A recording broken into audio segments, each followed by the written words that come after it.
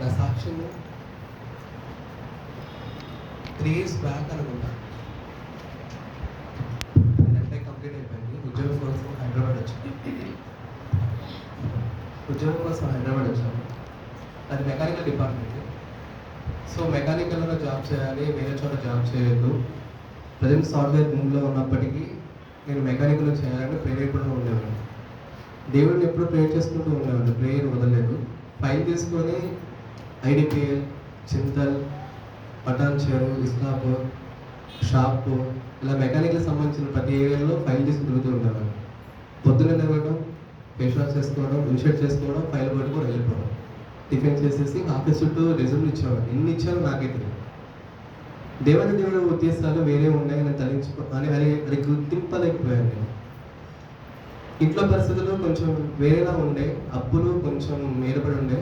Parents ఎప్పుడు job వస్తుంది, ఇంకెన్ని రోజులు ఆడాలి, ఆల్రెడీ 6 నెలలు అయిపోయింది, 7 నెలలు అయిపోయింది, సంవత్సరం అయిపోయింది అని చెప్తూ ఉన్నాను. ఒక టైం ఆఫ్ పీరియడ్ మా ఫాదర్ అన్నాడు, చదువుకున్న మూర్ఖుడివి, నీకు జాబు చేయడం చేత కాదు, నువ్వు అదే కావాలి, మెకానికల్లో ఇప్పుడు ప్రజెంట్ అసలు స్కోపే లేదు, స్కోప్ ఉన్న ఏరియాకి వెళ్ళకుండా వేరే డిపార్ట్మెంట్లోకి వెళ్ళకుండా నువ్వు మెకానికల్ ఉంటాను, నీ అంత బుద్ధి తక్కువ పర్సన్ ఎవరు లేరు, ఏం చేయాలనుకుంటున్నావు చేసుకో, నీ ఇష్టం ఇంకా అని చెప్పి మా నాన్నగారు మేబీ అప్పులు ప్రెజర్స్ ఎక్కువ ఉండడం వల్ల మాట చదివేస్తాడు. ఇంట్లో వాళ్ళు అర్థం చేసుకోకపోతే ఇంకెవరు అర్థం చేసుకుంటారని విపరీతంగా ఏడ్చేవాడు. రూమ్లోకి వెళ్ళి తలుపేసుకుని బాధపడ్డా, బాగా ఏడ్చేశాను. దేవాన్ని చిత్తం ఏంటో నాకు అర్థం కాదు, నేను చదువుకున్నాను. నేనున్న ఏరియాలో ఎంటెక్ వరకు వెళ్తానేది చాలా కఠిన పరిస్థితులు ఆ టైంలో. ఎందుకంటే ఇంట్లో రెక్కడితే కానీ డొక్కడని పరిస్థితులు, పనికి వెళ్తే కానీ సిచ్యువేషను మంచిగా ఉండేది కాదు ఆ టైంలో. కానీ ఇంట్లో వాళ్ళు కొంచెం బూస్టింగ్ ఇచ్చి చదువుకు పర్లేదు, మన కుటుంబంలో నువ్వు ఒకటే చదువుకున్న వ్యక్తివి, ఇంకా చదువుకు, ఎంతవరకు చదువుతావు అంతవరకు చదువుకు, దేవుడికి సహాయం చేస్తాడని చెప్పేవాళ్ళు. బట్ ఉద్యోగం రాకపోయేసరికి వాళ్ళకి అసంతృప్తి మిగిలిపోయింది. దేవుడు ఇంకా నీ చేస్తాడంటావు, ఎప్పుడు చేస్తాడు అని చెప్పి ఇంట్లో వాళ్ళు అడుగుతారు, ఏ రోజు జాబ్ చేయి ప్రజెంట్ అయితే అని చెప్పేసి అనేవాడు. నాకేమో మెకానికల్లో చేయాలండే, ఇక తప్పదు, ఇంట్లో పరిస్థితులు బాగాలేదు, ప్రెజర్స్ ఎక్కువ అని చెప్పి హోటల్ మేనేజ్మెంట్కి వెళ్ళిపోదాము, హోటల్లో పనిచేసేద్దాము, ఆడైతే కొంచెం 13,000 అలా ఇస్తా ఉన్నారు, సో కొంచెం చదువుకోవడానికి ప్రిపేర్ అవ్వడానికి బాగుంటుందని చెప్పేసి హోటల్ మేనేజ్మెంట్కి వెళ్ళిపోదాం డిసైడ్ అయిపోయాను. నైట్ ప్రే చేసుకున్నాను. మార్నింగే నేను ఎంటెక్ చదివిన కాలేజ్ నుంచి కాల్ వచ్చింది. ఇది నిజమంటే అసలు ఎక్స్పెక్ట్ చేయలేదు. ఆ కాలేజీలో ఇంటర్వ్యూ ఇచ్చి కూడా నేను సెలెక్ట్ కాలేకపోయాను. వితౌట్ ఇంటర్వ్యూ నేను సెలెక్ట్ చేస్తున్నాను, నువ్వు అసిస్టెంట్ ప్రొఫెసర్గా జాయిన్ అయిపో అని చెప్పి కాల్ వచ్చింది. నేను ఎక్స్పెక్ట్ చేయలేదు అసలు. ఇది 3 years బ్యాక్ మీకు నాకు ధైర్యం కుదరక నేను చెప్పలేకపోయింది. ఇది 3 years బ్యాక్ జరిగింది ఈ సిచ్యువేషన్. ఇది mechanical Bapatla engineering college, Andhra Pradesh. అది అక్కడ ఇంటర్వ్యూ అనేది చాలా కష్టం ఉండేది. కానీ నాకు ఎక్స్పెక్ట్ చేయాల. డైరెక్ట్ హెచ్ఓఎస్ నుంచి హెచ్ఓడి నుంచి కాల్ వచ్చింది, బాబు కంపెనీ అని చెప్పేసి అన్నారు. వెళ్తే నేను అసిస్టెంట్ ప్రొఫెసర్గా తీసుకున్నాను, బట్ ల్యాబ్గా కావాలి, నీకు ల్యాబ్ వచ్చు కదా అని చెప్పేసి అన్నారు. అవును, నాకు ల్యాబ్ వచ్చింది. నేను చేసిన ఏదైనా గుడ్ పని ఏదైనా ఉందంటే, నాకు ఎంటెక్లో ఉన్నప్పుడు నేను వేస్ట్ టైము యూటిలైజ్ చేసుకునేవాడిని బాగా. ల్యాబ్లో కూర్చొని సిమ్యులేషన్ ఇంజనీర్ అవ్వాలని నాకు కోరిక ఉండేది. ఆర్ఎండ్డి డిపార్ట్మెంట్లో చేయాలి, హోండా కానీ టాటా కానీ టెక్ మహీంద్రా లాంటి వాటిలో సిమ్యులేషన్ ఇంజనీర్గా చేయాలని ఎప్పుడూ నాకు ఉండేది. అందుకని ల్యాబ్లో కూర్చున్నామని దేవుడు మళ్ళీ అది గమనించాడో తెలియదు, నాకు ల్యాబ్ అసిస్టెంట్గా నాకు అవకాశం ఇచ్చాడు. 15,000 రూపాయలు జీతం. నేను 13,000 రూపాయలకి జాయిన్ అవ్వాలని డిసైడ్ అయితే దేవుడు 15,000 రూపాయలు జీతం ఇచ్చాడు. కటింగ్స్ ఏం పోలేదు, అమౌంట్ అకౌంట్లో పడేది. అలా 3 months 4 months అయిన తర్వాత అమౌంట్ లేట్ అవ్వడం మొదలైంది. అందరికీ ఫస్ట్ బట్టి నాకు 15,000 పడేది. క్వశ్చన్ చేస్తే నువ్వు అప్రెంటిస్గా తీసుకున్నాను నేను, సో నువ్వు జస్ట్ పేరు ఉంటుందంటే పర్సన్గా నువ్వు పర్మనెంట్ ఎంప్లాయీ కాదని చెప్పేసి అన్నారు. ఇది షాక్, అసలు ఎక్స్పెక్ట్ చేయలేదు నేను. 5 నెలలు అయిపోయింది, 6 నెలలు అయిపోయిన తర్వాత జీతం పడట్లేదు, ఇంట్లో పరిస్థితికి ఇబ్బంది అవుతుంది. మొబైల్ తీసుకున్నాను, ఈఎంఐ కట్టుకోవాల్సి వస్తుంది, అమౌంట్ అడ్జస్ట్ అవ్వాలి, ప్రతి ఒక్కసారి వేరే మీద డిపెండ్ అవ్వాల్సి వస్తుంది. ప్రేయర్ అయితే చేసుకున్నామండి, దేవా ఏంటి నా పరిస్థితి ఏంటి, ఇది నీ చిత్తమో, నీ చిత్త ప్రకారం జరిగించని చెప్పేసి అన్నా. ఎంటెక్ అయిన తర్వాత రెజ్యూమ్ని నౌకరీలో ఎప్పుడో 2017లో అప్లోడ్ చేశాను. అంటే 19 అది ఎంటెక్ పాస్ అవుట్, బీటెక్ అయిన తర్వాత అప్లోడ్ చేశాను. దాన్ని అప్డేట్ చేస్తూ వచ్చాను. 19 ఎప్పుడైతే కంప్లీట్ అయిపోయిందో ఇమీడియట్ నా రెజ్యూమ్ అప్డేట్ చేశాను. 21లో ఆల్మోస్ట్ 2 years తర్వాత నాకు కాల్ వచ్చింది హ్యూండై నుంచి, నీకు ఇంటర్వ్యూ ఉంది, నువ్వు బయలుదేరా అని. ఎప్పుడైతే తెల్లారి ఇంటర్వ్యూ, ఈ మార్నింగ్ కాల్ వచ్చింది నాకు.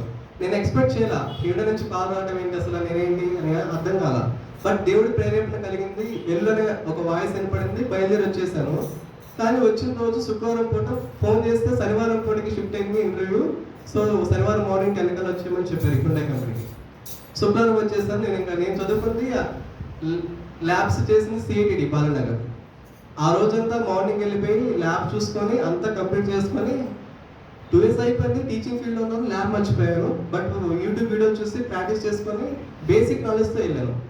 వెళ్ళి అలా కూర్చోగానే పెద్ద కంపెనీ, ఈ కంపెనీలో నేను ఒకటే ప్రేర్ చేసుకున్నా, దేవా ఇది పెద్ద కంపెనీ, ఈ కంపెనీలో నన్ను నిలబెడతావా, నీ చిత్తం అయితే జరిగించు, నీ చిత్తం కాబట్టి నన్ను బయటకు పంపించేసాను, నో ప్రాబ్లం అని చెప్పి మనసుకి చెప్పుకున్నా. వెళ్ళి ఇంటర్వ్యూ ప్యానల్లో కూర్చున్నాను. 2 టెస్ట్ జరిగింది, అక్కడే పోయింది. 50% హోప్లెస్ అయిపోయింది, అర్థం కాకుండా ఉండే. బట్ దేవుడు కృప చొప్పున బేసిక్ నాలెడ్జ్ మీద కొన్ని క్వశ్చన్స్ అడిగాను టెక్నికల్ రౌండ్లో. అయిపోయింది. నాకు తెలియదు హెచ్ఆర్ రౌండ్ కూడా అదే రోజు కంప్లీట్ అయిపోయిందని. నాకు టీఆర్ ఒకటే కంప్లీట్ అయిపోయింది. ఇంకా హెచ్ఆర్ రౌండ్ నన్ను పిలుస్తారేమో అనుకున్నాను. నేను మళ్ళీ రిటర్న్ బ్యాక్ ఆఫీస్కి వెళ్ళిపోయాను, కాలేజీకి వెళ్ళిపోయాను. కాలేజీ వాళ్ళకి ఎవరైతే తెలియదు నేను ఇలా ఇంటర్వ్యూ ఇచ్చాను, ఇలా సెలెక్ట్ అయ్యారని తెలియదు అసలు. కొన్ని రోజుల తర్వాత ఎగ్జాక్ట్లీ 21 days, ఆల్మోస్ట్ 1 month తర్వాత కాల్ వచ్చింది, congratulations, your selected for Hyundai company, please come to join అని చెప్పేసి అన్నాను. నాకు అర్థం కాదు, నేను హెచ్ఆర్ రోడ్ని నన్ను పిలుస్తున్నారేమో అనుకుని భ్రమపడి నేను ప్రిపేర్ అయిపోయి కంపెనీకి వెళ్ళి కూర్చున్నాను. హెచ్ఆర్ రోడ్ ఎప్పుడు స్టార్ట్ అయ్యిందో చూస్తున్నాను, చుట్టుపక్కల ఎవరు లేరు, నేను ఒక్కడే ఉన్నాను. హెచ్ఆర్ మ్యామ్ వచ్చింది. ఓకే, నేను మనసులో అనుకుంటున్నాను హెచ్ఆర్ రోడ్ ఉంది, ఎలా నీ ఇష్టం తండ్రి, కమ్యూనికేషన్ స్కిల్స్ తక్కువ ఉన్నాయి, ఎలా మాట్లాడేది అనుకుంటున్నాను. మ్యామ్ వచ్చింది, ఫామ్ ఇచ్చింది, ఇమీడియట్లీ జాయినింగ్ అంది. నేను అసలు ఎక్స్పెక్ట్ చేయాలా, హెచ్ఆర్ రోడ్ అదే రోజు టీఆర్ రోడ్లో హెచ్ఆర్ రోడ్ కంప్లీట్ అయిపోయిందంట. నాకు తెలియదు ఆ సంగతి. బట్ ఇమీడియట్లీ జాయినింగ్ అన్నారు. నేను అన్నాను, మ్యామ్ నేను ఇట్లా అసిస్టెంట్ ప్రొఫెసర్గా వర్క్ చేస్తున్నాను, నేను చేస్తున్న కంపెనీలో నేను ఇట్లా మళ్ళీ చెప్పకుండా జాయిన్ అవ్వలేను అని అన్నాను. మ్యామ్ అంది, పర్లేదు జాయిన్ అయిపో, ఇలాంటి కంపెనీలో అవకాశం చాలా తక్కువ ఉంటుంది, నీ ఇష్టము, మళ్ళీ అవకాశం పోతే మళ్ళీ రాలేవు, నీ దాన్ని బట్టి ఆలోచించుకోండి. లో మ్యామ్, నేను ఉంటున్న కంపెనీకి చెప్పకుండా నేను ఫేక్గా రాలేను మ్యామ్, నా వల్లది కాదు, సర్టిఫికేట్ అక్కడ లాక్ అయిపోయాను, నేను తర్వాత ఫర్దర్గా కమ్యూనికేషన్ చాలా ప్రాబ్లం అవుతుంది మ్యామ్ అన్నా. సార్ నీ ఇష్టం, ఆలోచించుకో 10 నిమిషాలు అన్నారు. నేను వద్దు వెళ్ళిపోతాను డిసైడ్ అయ్యి బయటకు వస్తుంటే హెచ్ఆర్ మ్యామ్ పిలిచి, ఇలా హానెస్ట్గా ఉంటే కష్టము, నేను మళ్ళీ హెచ్ఆర్హెచ్ఓఎస్ కాల్ చేస్తే ఒకరోజు టైం ఇచ్చాను నాకు. నేను ఇమీడియట్లీ మన బ్యాక్ వచ్చి కాలేజీకి వెళ్తే, సెలెక్ట్ అయ్యావా, ఎప్పుడు వెళ్ళావు, అసలు ఇంటర్వ్యూ ఎప్పుడు చేసుకున్నావు, అసలు ఎలా సెలెక్ట్ అయిపో, ఆ కంపెనీలో సెలెక్ట్ అవ్వడం చాలా కష్టము, బట్ సెలెక్ట్ అయిపో ఇమీడియట్లీ జాయిన్ అయిపోన్నారు. దేవుడి కృప చొప్పున ఆ కాలేజీలో నా సర్టిఫికేట్ రూపాయి కూడా నేను పే చేయలేదు, నెక్స్ట్ ₹1 కూడా. ఆన్ ద మూమెంట్ నాకు సర్టిఫికేట్ మొత్తం ఫుల్ ఇచ్చారు. నా శాలరీ 50,000 కూడా నాకు రిటర్న్ ఇచ్చేశారు. నువ్వు వెళ్ళిపోయి ఇమీడియట్లీ హెచ్ఓఎస్ నుంచి ప్రిన్సిపల్ సెక్రటరీ వరకు కూడా అందరు సంతకాలు ఈజీగా వెళ్ళిపోయినాయి. నన్ను ఎక్కడ టెన్షన్ పెట్టలా, నన్ను ఎక్కడ ఇబ్బంది పెట్టలా. దేవుని కృప హెచ్ఎంఐలో హ్యుండాయ్ హైదరాబాద్ హెడెక్ సిటీలో ఉండాలని డిసైడ్ చేశాడేమో తెలియదు, కానీ ఆ కంపెనీలో నిలబెట్టాడు. ఇప్పటికి 3 years నుంచి అక్కడ వర్క్ చేస్తున్నాను. ఇది ఎప్పుడు 3 years ప్యాకేజ్ చెప్పాలని ఎప్పుడు అనుకుంటే, ఎప్పుడు మనసులో ఉండే బాధ, చెప్పలేకపోతున్నాను, సాక్షిగా ఉండలేకపోతున్నాను. దేవుడి కృపను బట్టి నడుచుకుంటున్నాను. ఇప్పుడు నా జీవితం ఎలా ఉందని దేవుడి భిక్ష ఇది. ఒకప్పుడు సిచ్యువేషన్ వేరే ఉన్న సిచ్యువేషన్ ఇప్పుడు మారిపోయింది మొత్తం. నా కుటుంబ పరిస్థితులు మార్చేశాడు, నా కుటుంబం అన్నీ మార్చేశాడు. కేవలం ప్రార్థన నిమిత్తం జరిగిందండి ఇది. ఈ చిన్న సాక్ష్యం ప్రార్థన కొరకు, ప్రార్థన ఉన్న శక్తి, ప్రార్థనలో ఉన్న సంతృప్తిని బట్టి చెప్పాలని ఆశపడ్డాను, దానికి చెప్పాలని నిలబడ్డానండి.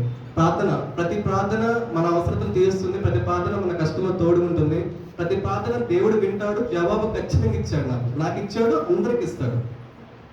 ఆమేన్.